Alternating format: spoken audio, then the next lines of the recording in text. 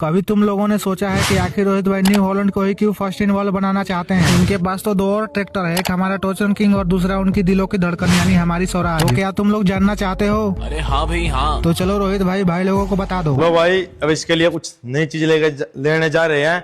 मन तो भाई दूसरे ट्रैक्टर का था टोचन किंग को मनाने का कि टोचन किंग को मनाऊंगे फर्स्ट इन वर्ल्ड, पर वो नहीं मन पाऊंगा क्योंकि वो 4x4 नहीं है, सिंपल अपना, और उसमें स्पेस जो बीच वाला स्पेस है ये भी कम है। इस ट्रैक्टर लंबेट ज्यादा है, उसकी लंबेट ज्यादा है, इन दोनों में से एक बन सकता था। ये 4x4 नहीं है, 4x4 ये है, यही बन सकता है। पहले इस पे कर लेते हैं एक्सपेरिमेंट, इस पे कामयाब हो गया तो टोचन किंग पे करके देख लेंगे बाद में।